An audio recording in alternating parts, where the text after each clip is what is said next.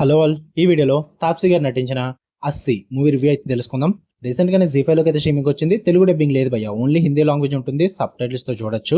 Story plot విషయానికి వచ్చేస్తే పరిమ అంటే కని కుస్రితి గారు ఆమె యాక్ట్ చేస్తారు ఆ రోల్ లో. ఆమె ఒక స్కూల్ టీచర్ భయ్య, ఒక బ్రోటల్ గ్యాంగ్ రేప్ కి అయితే గురవుతుంది.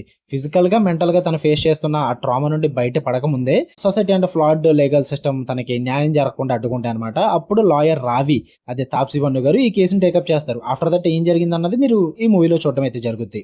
ఇక ఓవరాల్ గా ఈ మూవీ నాకు ఎలా అనిపించింది అంటే, ఇంతకు ముందు చూసిన కోర్ట్ రూమ్ డ్రామా లాగే అనిపించింది. బట్ ఒకసారి ట్రై చేయొచ్చు భయ్య, వన్ టైం వాచబుల్ అని చెప్తాను నేనైతే. పాజిటివ్స్ విషయానికి వచ్చేస్తే ఈ మూవీకి మెయిన్ పిల్లర్స్ యాక్టింగ్ భయ్య. ఫస్ట్ విక్టిమ్ గా కనీ కుష్టితి పర్ఫార్మెన్స్ అయితే చాలా న్యాచురల్ గా హార్ట్ బ్రేకింగ్ గా ఉంటుంది. ఎక్కడ ఓవర్ గా ఏడ్ చేయకుండా ఆ ఇంటర్నల్ పెయిన్ ని తన బాడీ లాంగ్వేజ్ తో చాలా గ్రిప్పింగ్ ఎలివేట్ చేసింది. ఇక లాయర్ గా తాప్సీ పన్ను ఫైర్ బ్రాండ్ పర్ఫార్మెన్స్ ఇచ్చిందని చెప్పాలి. మెయిన్ ఫస్ట్ హాఫ్ లోని గ్రిప్పింగ్ కోర్ట్ రూమ్ సీన్స్ అయితే ఉంటాయి అండ్ రియలిస్టిక్ టేకింగ్ కూడా ఉంటుంది అనమాట. నేను ఇంతకు ముందు రివ్యూలో చెప్పినట్టే ఈ మూవీలో కూడా ఆ గ్లామర్ అనేది ఉండదు ఎక్కడ కూడా. చాలా రియలిస్టిక్ గా ఉంటుంది మూవీ అంతా కూడా. కోర్ట్ రూమ్ డ్రామాస్ కానీ, ఇన్వెస్టిగేషన్ పోర్షన్స్ కానీ, క్యారెక్టర్స్ మధ్య జరిగే కన్వర్సేషన్స్ కానీ, ఇవన్నీ కూడా చాలా రియలిస్టిక్ గా అనిపిస్తాయి. అండ్ నిజంగా వాళ్ళ యాక్టింగ్ కూడా అంత రియలిస్టిక్ గా ఉండడం వల్ల బాగా కనెక్ట్ అవుతాం కూడా ఆ సీన్స్ అన్నిటికీ కూడా.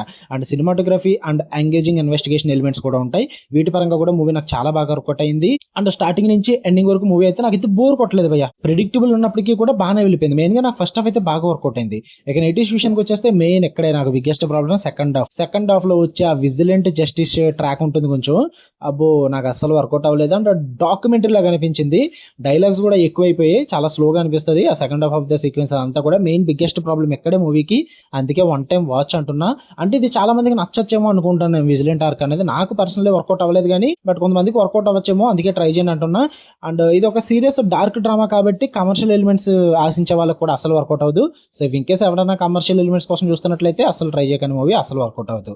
ఇక ఫైనల్ గా చెప్పాలంటే ఈ ఎస్సీ అనేది ఒక powerful and on settling thriller come court room drama అనమాట. ఇది మనం చూసి మర్చిపోయే రొటీన్ క్రైమ్ మూవీ కాదు. చూసాక కొంచెం ఆలోచింపజేసే హార్డ్ హిట్టింగ్ ఫిల్మ్ అని చెప్తా. మీరు పింక్ గానీ, ఆర్టికల్ 15 లాంటి సీరియస్, ఇంటెన్స్, రియలిస్టిక్ ఇష్టపడే వాళ్ళు అయితే కనుక జీ5 లో ఉన్న ఈ మూవీని ఖచ్చితంగా ట్రై చేయండి. ఓకే, చూద్దాం అనుకోండి, give it A try guys. మీకు కనుక వీడియో నచ్చితే లైక్ చేయండి, షేర్ చేయండి, మీ ఒపీనియన్స్ కూడా కామెంట్ చేయండి. మళ్ళీ నెక్స్ట్ వీడియోలో కలుద్దాం. Until then love you all, by.